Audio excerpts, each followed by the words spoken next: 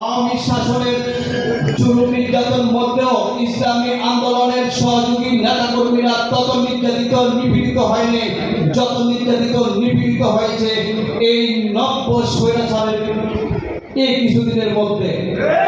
আমরা দেখেছি আমাদের গাজীপুর নরসিংদী গত কিছুদিন গণসমাবেশে আমাদের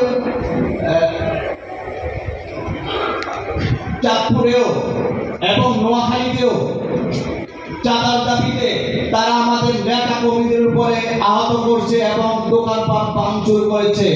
আমরা ওই নব্য স্বৈরাচারদেরকে আমরা হুঁশিয়ার বলে দিতে চাই। আপনারা দেখেছেন আমাদের শায়েখের উপরে হামলা করা হয়েছে, তার অভিশাপে তারা দেশান্তর হতে বাধ্য হয়েছে।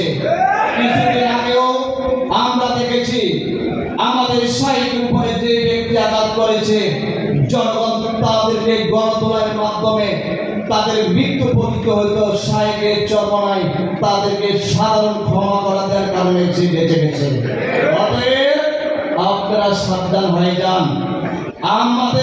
আমাদের আমির যদি নির্দেশ দেয় আমরা প্রতিবাদ নয়, আমরা কিন্তু প্রতিরোধ করবো ইনশাআল্লাহ।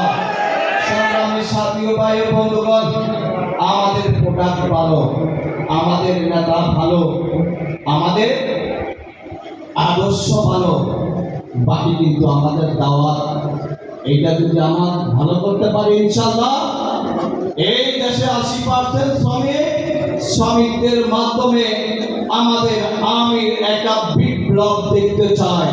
আমরা কারা কারা দাওয়াতি কাজের মাধ্যমে একটা বিপ্লব করতে রাজি আছি ইনশাআল্লাহ।